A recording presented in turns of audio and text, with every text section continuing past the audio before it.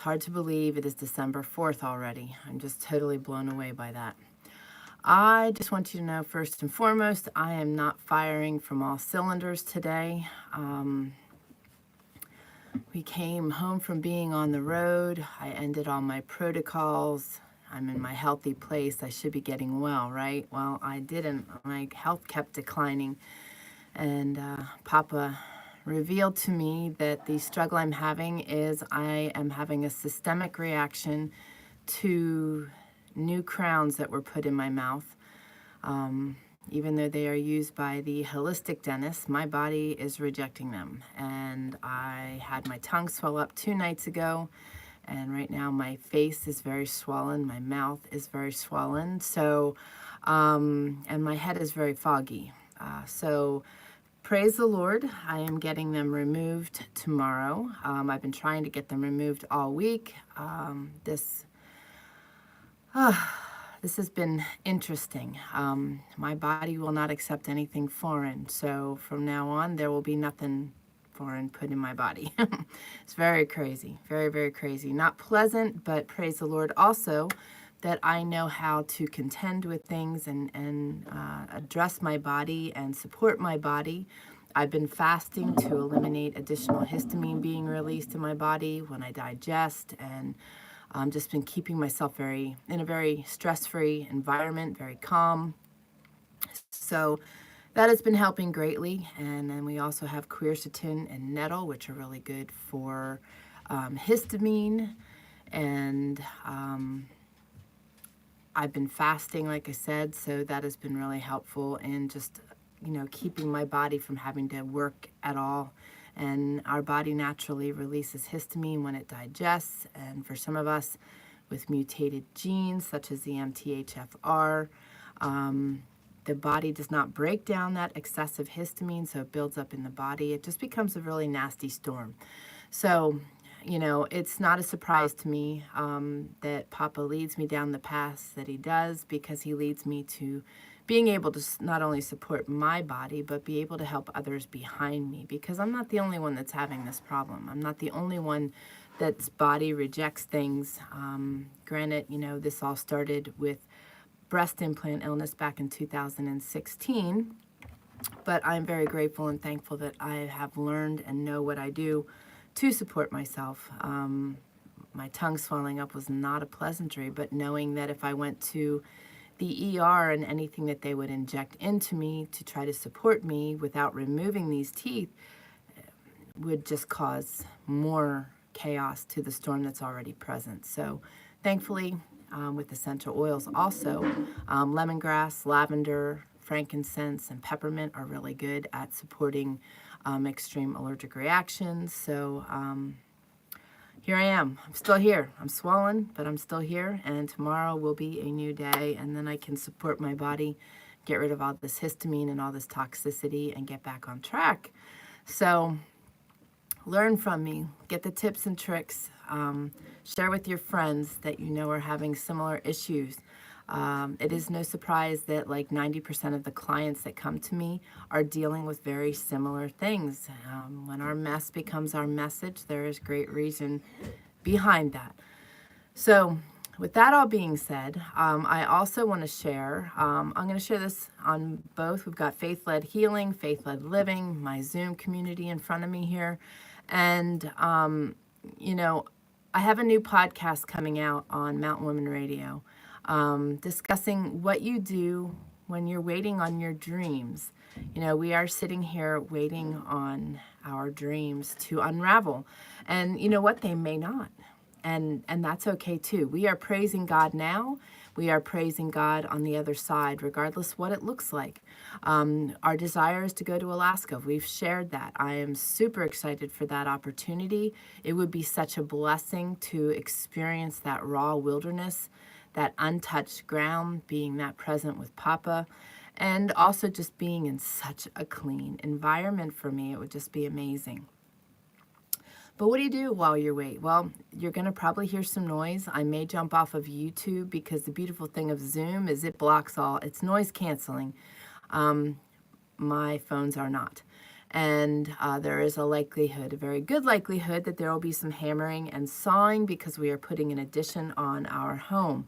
As you guys know, we live in a tiny home, and we have a bathhouse. If you followed our build back in 2020, we have a bathhouse, not a bathroom like the rest of the world.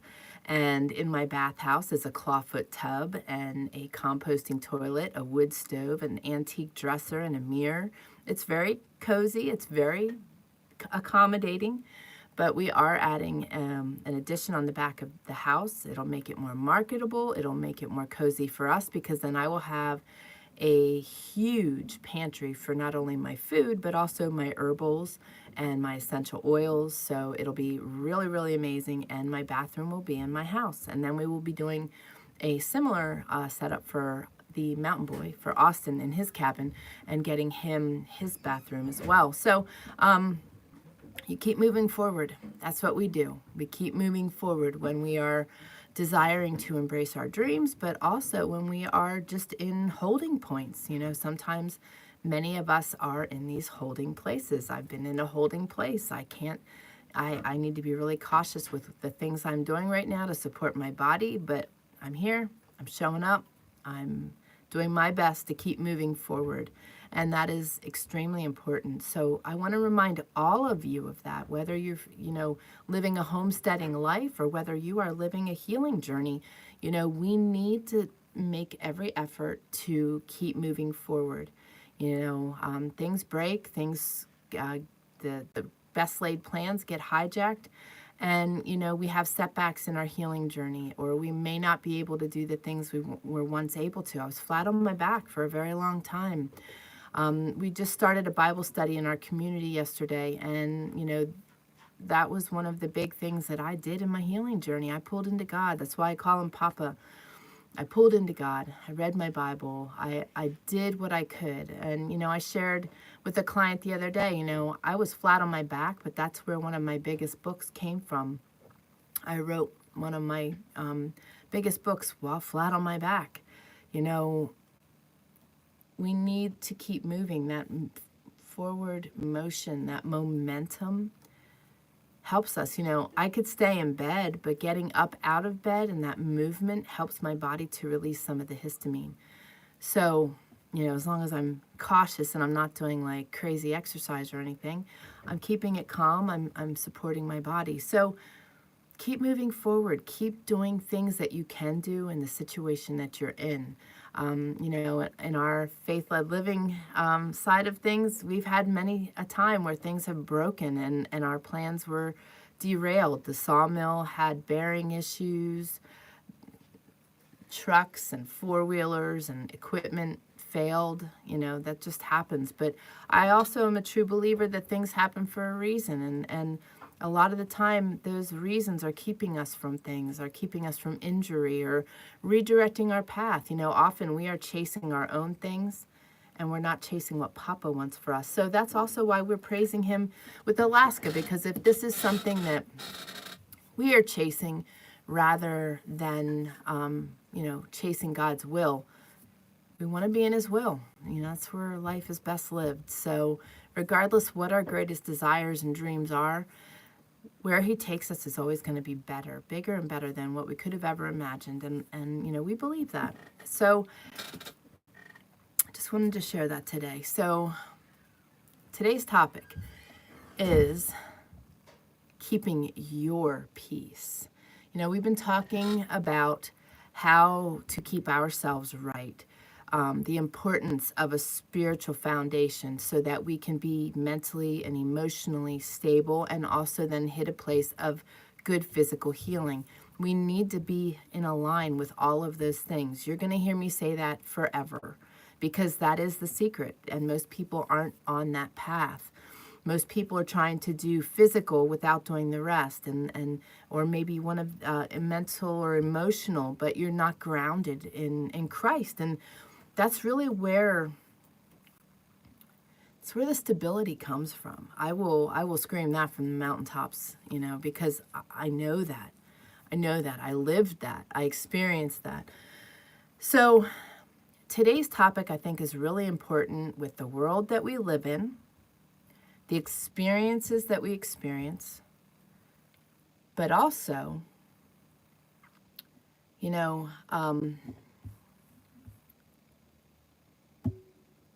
the time of year it is, the seasons we're in, the experiences we have. Hang on one second. There we go. Mr. Ken is joining me. Good morning, Mr. Ken.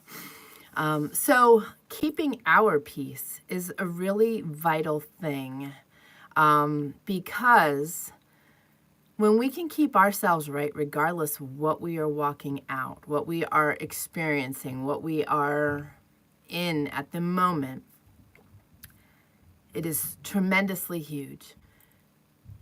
You know, not just in life, but especially in a healing journey. Because in a healing journey, we want to be the calmest and the most stress-free we can possibly be. Good morning, Mr. Ken. And it is vital that we keep ourselves in that place. And, you know, I know this is true for many. Many of us are not surrounded, I'm not going to say with the right people, but maybe their people are going through a journey, or maybe their people are still, you know, maturing through life. Maybe through life's experiences, you know, they handle things maybe not so well.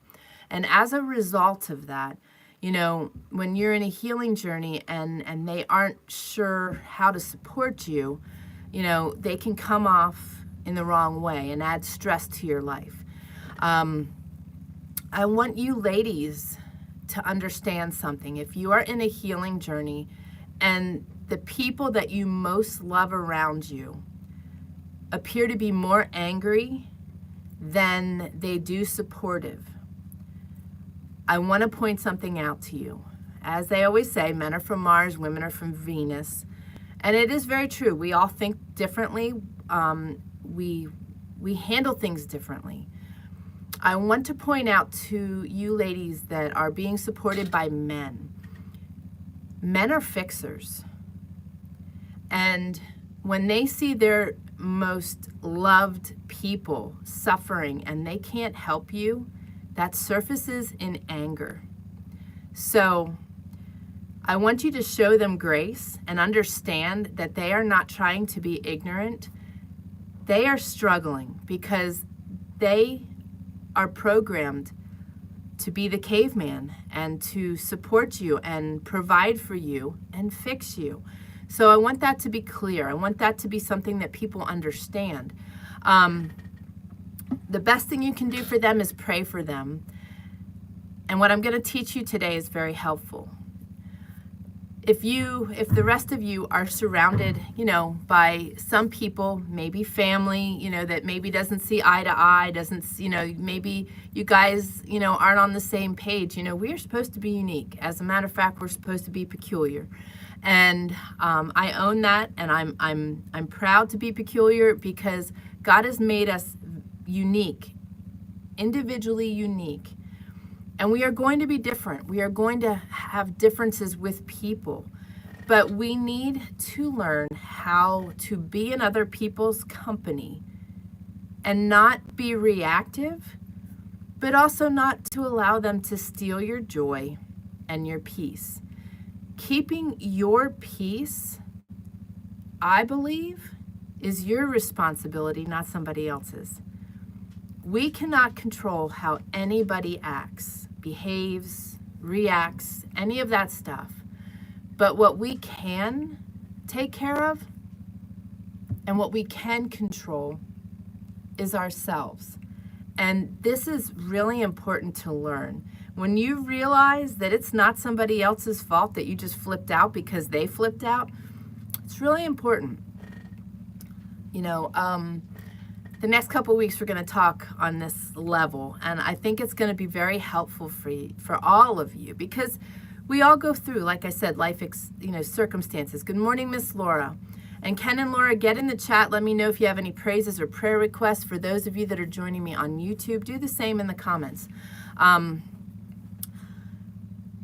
So how do you keep your peace when you are around toxic people? Let's just use Facebook as an example. Post on Facebook, something a little more controversial, and you get all the keyboard cowboys joining in. You post how you feel about, I'm gonna speak this. I didn't stick around to see what kind of comments come, because I keep my peace. But yesterday I saw a woman share how she prays over her classroom for her students in the school that she belongs to. And she mentioned about bringing God back into the schools, prayer back into the schools. I'm going to be very bold, very, very transparent. I support that 100%. Our country was founded on faith, and when we removed God from the schools, things started to go south. That's not forcing our religion on anybody. That's just allowing people to pray if they want to pray in school. And I'm for it, and I shared that. But, I didn't do it nastily. I just said, I truly believe that God needs to be in the center of everything in our lives. Our homes, our marriages, our work, our fun, whatever it is. God needs to be in the center of that. Good morning, Miss Laura. I love you. So it's something that I'm very passionate about. It's part of my peculiarness because I love Jesus and he is in the forefront of everything I do. And the other thing is that people, I said, when we keep God in the center of everything, the void that most people feel disappears. And, I'm just speaking from experience. But the reason I share all that is because in the comments already, before I even posted mine, it was just blowing up, and we are all entitled to our opinion. We need to realize that. Did it work me up to see everybody flipping out? No, they're being their peculiar selves. That's their opinion. That's their choice. I could get all wound up, and then my face and my tongue and everything else will swell up, and there's no point in that anyway. I don't get wound up. I don't get wound up.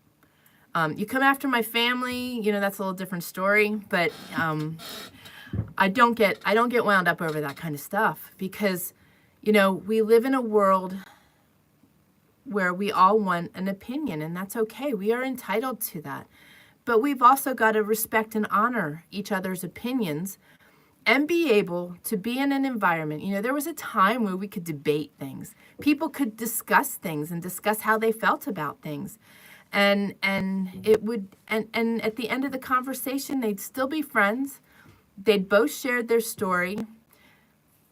Sending those ladies hugs, Ken. I'm sending those ladies hugs and lots of prayers for their great support to you. Mr. Ken is having his high-dose vitamin C treatments right now, and he's joining us from there. He's moving forward, as I shared earlier. So, we need to learn to get to that place, and I think that in order to get to this place of being able to have those debates, being able to have those conversations, those hard conversations, we all need to learn how to keep our peace, and stress and dysfunction is one of the hardest things for people on a healing journey to get themselves well, because if you're in that place, I'm going to be bold, you're never going to get well. You're going to struggle immensely.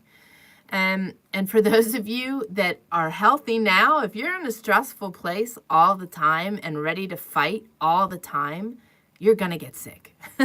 Plain and simple. You're going to get sick. And when I was told I live with pink shady glasses. And I've shared before that those babies serve me well. Even got the pinkish peachish frames just to prove that point.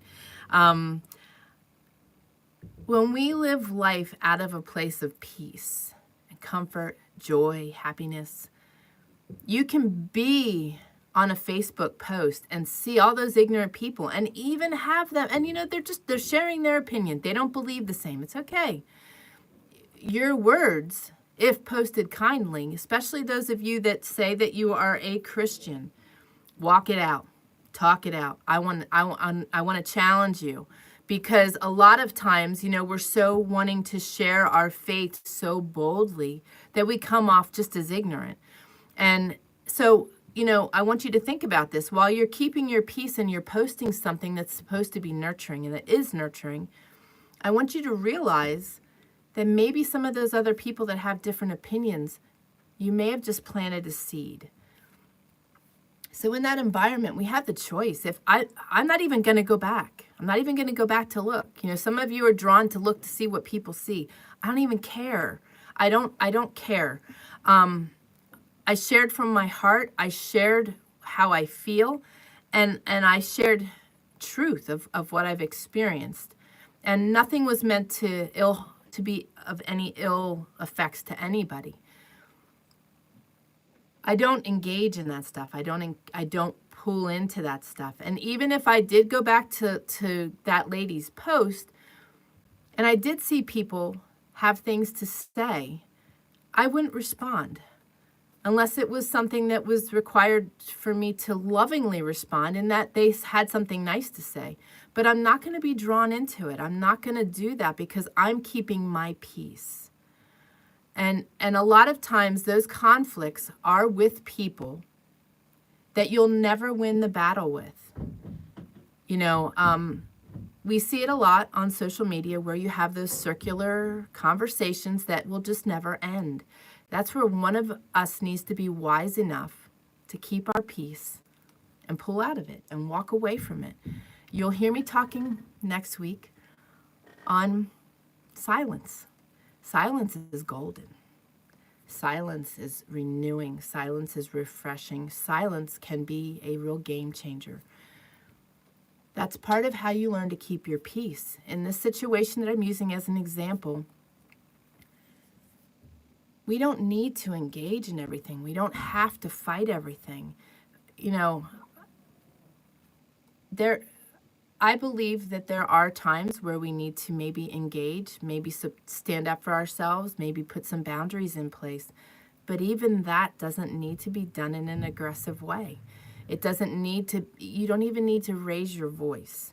So it's learning to keep your peace. When you know that there are people amongst you that don't believe the same way you do, that don't look at the world the same way you do, if your entry into that situation is to talk about those things, you're not keeping your peace and you are creating conflict.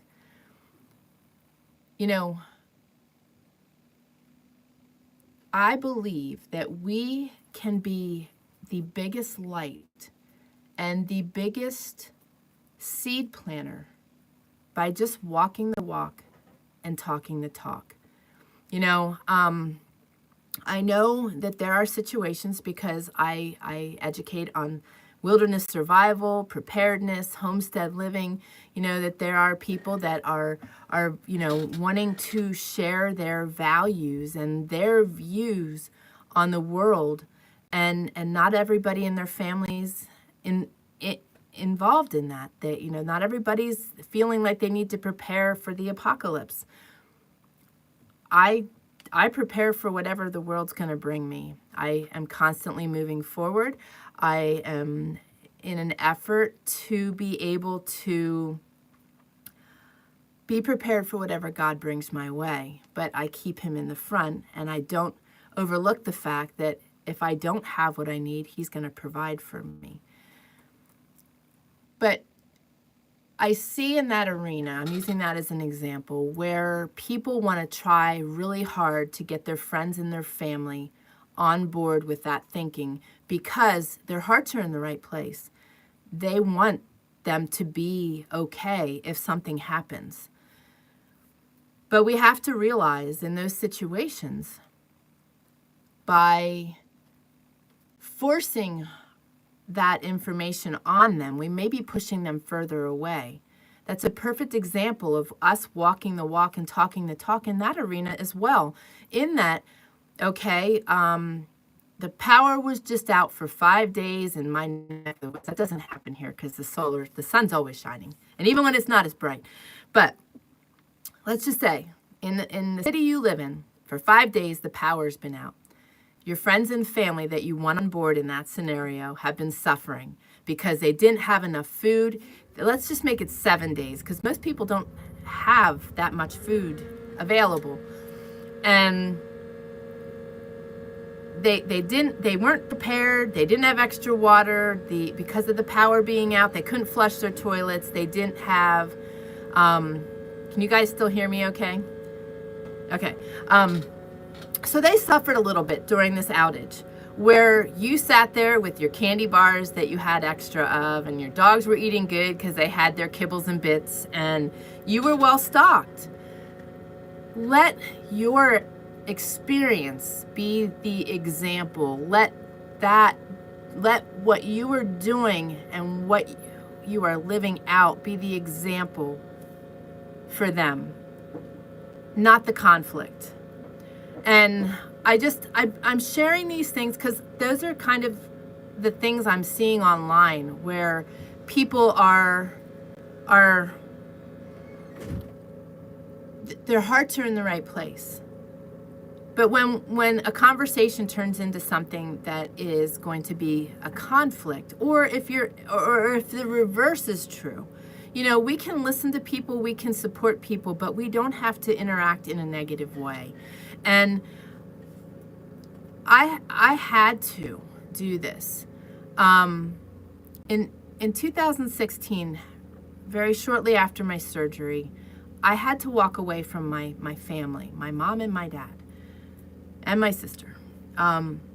It was just too toxic. And I needed to learn to keep my peace. And that was an area where I learned to keep my peace. I'm not advocating for that. I have rebuilt that relationship. But at the time, it was the healthiest thing for me, because it taught me boundaries that I had no idea what they were, because our family didn't have them. And it taught me how to plant my feet in who I am, and enabled me to be my peculiar self with ease, and not feeling like I had to people please and try to nurture that relationship so hard just because I needed to keep them happy. But it was stealing my joy. It was stealing my peace. It was wrecking me. And by doing that and learning to keep my peace, and to be able to be in situations where people are trying to create conflict, but I don't have to be drawn into it. And that was the thing. I was always drawn into it before. So Miss Laura says, and we can offer them a place to charge their phones and computers, or offer a hot meal. Right. And provide from that place, showing them that, your crazy ways, if I may, have just helped them out.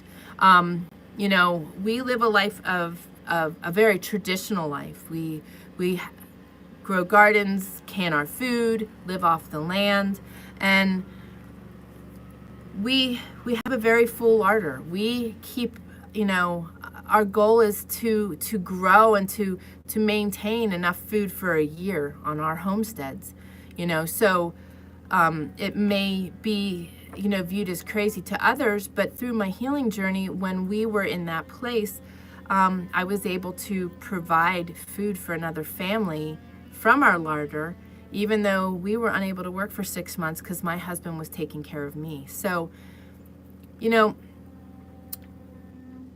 being prepared means that we are doing our part and also letting God lead the way. Being prepared in life's situations and circumstances is also learning how to keep your peace. Knowing when to say things and when not to say things. And that's not being that you need to be guarded per se. That means that you're just learning that we don't have to interact in a negative way. We don't have to pull into other people's junk. How's that? We don't have to be a part of other people's junk. And there are a lot of people that are scared, fearful. Why? Because they don't have God. And they're going around the world, interacting in the world in a very negative way. Yes, Laura says we can be the light in the world, His light, exactly.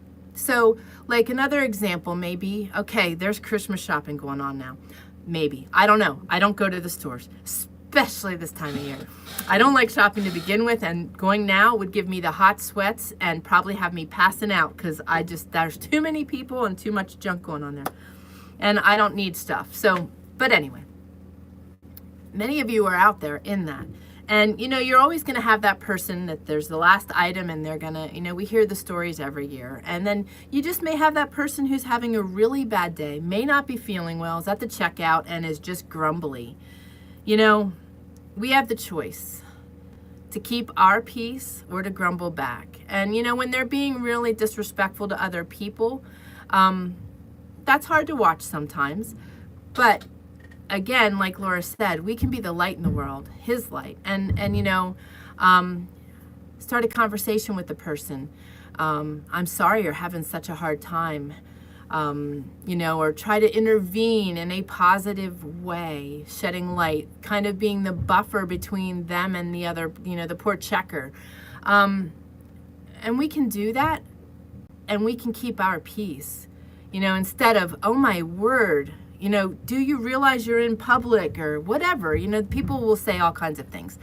We've heard them and all the four-letter superlatives and everything else, but we don't need to be the ones getting involved in that stuff. We need to be the ones keeping our peace. And when we are keeping our peace, in a lot of ways, sometimes we keep the peace. When we learn that we don't need to interact, we are keeping our peace and keeping that peace. Because when we don't interact, you know, say somebody comes into let's just use the Facebook. Well, let's just say somebody comes into the room. They're really flippy. They're really not having a good day, and they are just freaking out and directing their anger at you. When you say something to the effect of, I'm really sorry you're having a bad day, or, you know, not sure what's going on, but I'm here for you, and that's all the more you say. Silence is golden in that people don't have anything to respond to silence. That's you keeping your peace. That's you not getting involved or reacting to the all of a sudden in your face outburst that's coming at you. The other thing is we never know what is spurring other people's dysfunction. A lot of times it's hurts, traumas, things of their past, being brought up in a screaming family and not knowing how to interject or interact in another fashion. You know, we're all going to experience people of all walks of life, of all sorts of situations. And when you learn to keep your peace in it, it is such a joyful place. It is such a joyful place. You know, I just sit back a lot of times and I just take things in. You know, before I'd always felt like I needed to be the glue that held everything together. I was the one who was trying to keep everybody happy if there was just the slightest bit of conflict, and that was part of my own trauma. That was a response to trauma. You know, so I've learned now, if I'm describing any of you out there, because it is a common thing, that we feel like we need to keep the peace and that we need to, and granted, we can, but in a different way. We don't have to be kissing up to people, to going over the top to make sure they're okay, and then we rob ourselves of our own stability and our own joy and our own peace. But sometimes just letting them do their thing and just observing and just, you know, watching. Sometimes when you learn to do that, you will watch the whole thing come full circle right in front of you, and you didn't have to do a thing, because they're venting, they're expressing, they're unloading. But you know, if you struggle with taking that stuff on, let me say that too. Part of keeping your peace is learning not to own that stuff. So I am an empath, and it's taken practice. An empath means that you feel other people's feelings. Like when there's a monkey in the room, you know there's a monkey in the room. You feel that monkey wholeheartedly. And it can affect your health. For some of you that are really, you know, it affected mine, because I would take on that energy. I would feel that energy, and I didn't know what to do with it. And that was somebody else's junk. And I just started praying, Papa, put a bubble around me, protect me, and help me to sort this out. And I learned to just observe instead of interact, and instead of trying to be to save the day. I gave up the Superwoman cape and hung it up, and then I gave it to the thrift store for somebody else to have. I don't need to be that type A rolling through the world solving all the problems. I need to be where God is taking me, because God will take us specifically to the things he wants us to be a part of. But we're so programmed to be fixers and to be helpers, and don't get me wrong, I am a helper. It nurtures my soul to be able to help people however I can. But sometimes we're helping in situations where there's really no help required, at least by us. And some of our greatest help can be done with a silent prayer.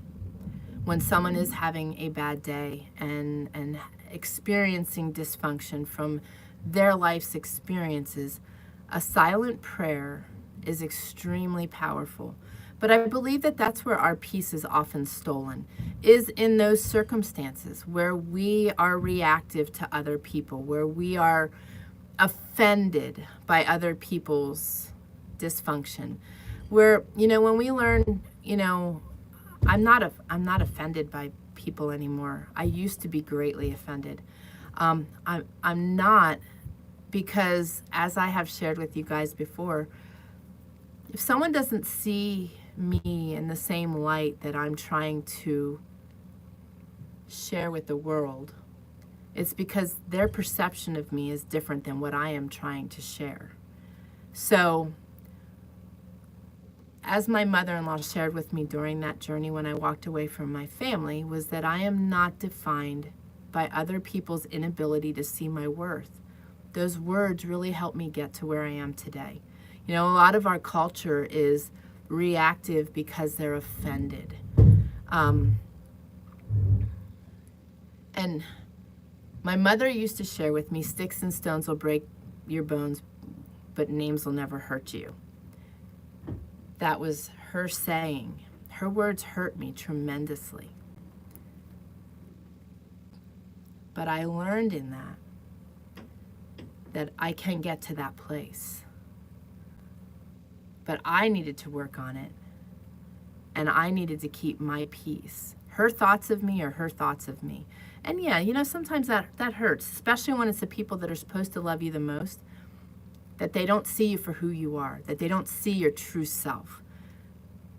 But that's 99% of the time because the enemy's got blinders on them and is causing them to see things differently. So when we learn to focus on keeping our peace, our lives are so much better. And you know what? As a result of it, there is a trickle effect, that other people's lives around us become so much better because they're fighting with themselves. And whether they take that both sides of the conversation and really have a heyday, that's up to them. But if we're not interceding and we're not reacting and we're not affected by other people's junk, their battle pretty much ends with themselves. And if they're still fighting themselves, then that makes it pretty clear what we are experiencing. We don't have to be involved. And I wanted to talk about this before Thanksgiving, but I tried getting my teeth pulled last Wednesday and it didn't work. So, but we have these encounters, even with some of the most valuable people to us, where there's conflict. But we've got to remember that it's a choice of ours to make it a conflict. It takes two parties to conflict. If only one is conflicting and the other is just, watching the process. And let me just say this. When you get to this, if I am speaking to you today and you need to get to this place where you are learning how to do this and you don't interact, and then they get mad because you're not interacting and you're not fighting back, don't laugh, it's not good. But understand what's happening and and and and be okay. Just trust me. The more you disengage, the less conflict comes your way. Because when they can't fight, they pull away. Okay, can you guys hear that? Yes, very loud. Okay, so that's really crazy because yesterday it wasn't coming across. All right, so my YouTubers, I'm gonna jump off now because we've got like sawing and drilling and all that going on this wall right next to me over here. So it's gonna get louder. So I'm gonna let YouTube go. If you'd like to listen to the rest of this, join my special access community, faithledhealing.com/community. I know I gave you enough guts here today, content that you can learn to keep your peace. We don't need to fight. We don't need to interact. We just need to learn to keep our peace. We don't need to save the world. We need to keep ourselves peaceful because in turn, through that and through us saving our peace, we can be a light to others. And we may save the world that way, but fighting isn't going to solve it. So anyway, I love you all on YouTube. I'm going to get in with my special access. I will talk to you guys next week. I love you all. God bless. I might get out of here. There we go.